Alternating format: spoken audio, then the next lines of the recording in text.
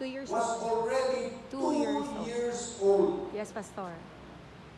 So katong makita na ito sa Belén, dili na sakto. Yes. Pero ako, okay na ba na? Kaya nga, kung makita na ko ang Belén, ma-remind ko kung kinsa ang atong Ginoo, kinsa akong Diyos. Di ako ma-remind. Di ako ma-remind ang expression na hinahimo ng dautan ka ng Jesus, Maria, Jose. Ma-remind ko, anak. Kaya ang gusto na ko ibilin lang, Karo, after all I have said is this, ang pinaka-importante na character sa Belén, sa atong expression, is Jesus. Siya ang pinaka-importante. Tanawa, kita, mga Pilipino, we spend Christmas more than 4 months. Muwapot ka na yung September 1, tuwa na si Jose Maria. Gakanta na sa radyo. Whenever there are People giving gifts, exchanging cards. Ito na nila. Nanganitong time na ko sa TV po. August na lang, nakanta na. The Philippines is the only country that celebrates Christmas more than 4 months, until January 6. Ano ba? Nag-stay ko sa America 13 years. Okay?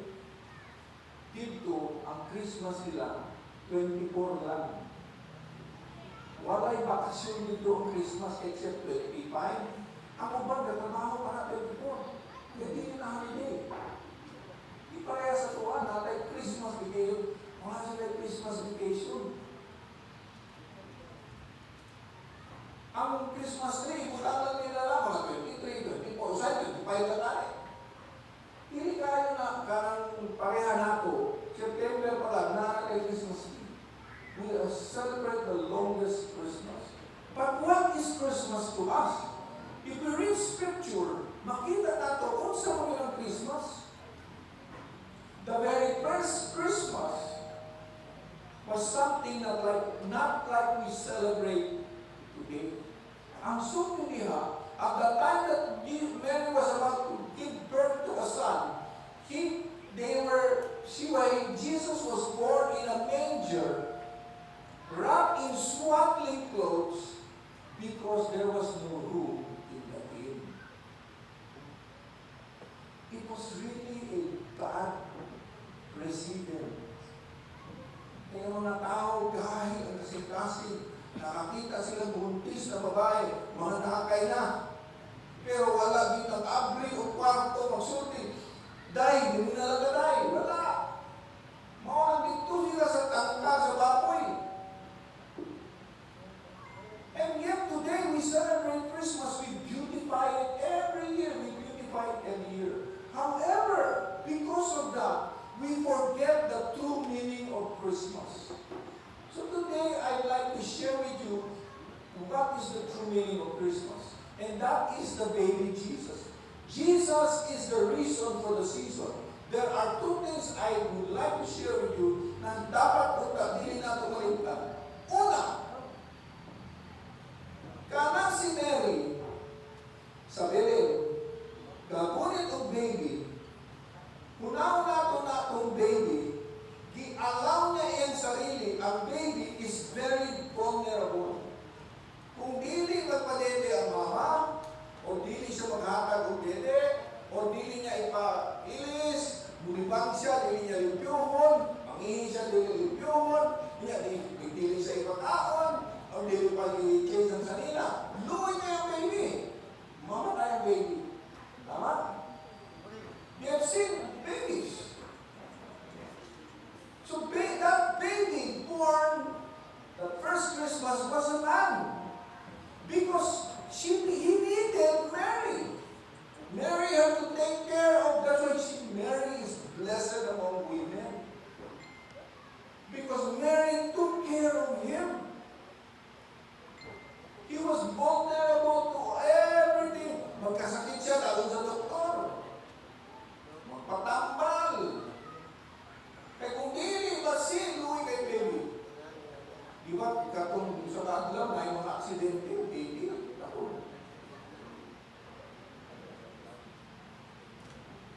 kung ako, utang niyang iyang baby, 6-month-old baby. Niya kay kaihigo na kay siya, nangihi siya. Pagbalik niya, nahulog ang baby. Nabukna siya itong little black eye. Luwi kayo mo sa baby. Ayun na. He was a man. Pero there's a second thing na gusto na ko i-share sa inyo is this. That baby was God. That baby was God himself. He was God. He came from heaven and lived among us. Made himself vulnerable. Usahay makalimot ang ana sa Christmas story. Makalimot na ang baby na gigulit ni Mary is God himself.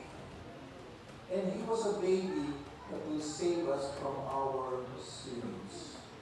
Nga naman kinahanglan ang baby mubaba sa diri sa kalibutan, mahimo siya tao, mahimo siya Diyos. Pamina, 100% Diyos, 100% tao. Dili siya tao, Diyos. 100% tao, 100% Diyos. Nga naman. Namutala naman, ha? Nga naman. Kinahanglan sa Diyos and man at the same time. Na-consider ba ninyo na? O kasi wala ko. O delivery importante sa inyo. Bahala na. Ako lang isulti sa inyo ang inunanin. Pero plano lang natin eh.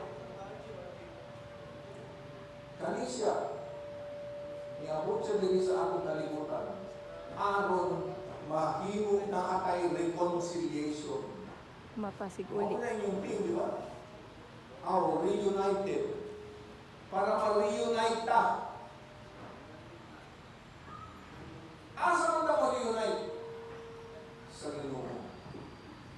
Ay, ang Ginoo, dili ka ng tao reunited sa Ginoo.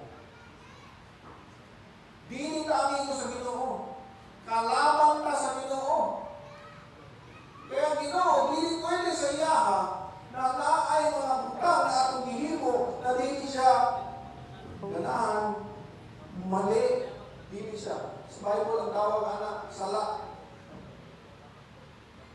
Tungod sa atong sala, layo ka sa Ginoo, di dami ko. Dili ka reunited. So si Jesus, kinahanglan siya mo apon diri, tao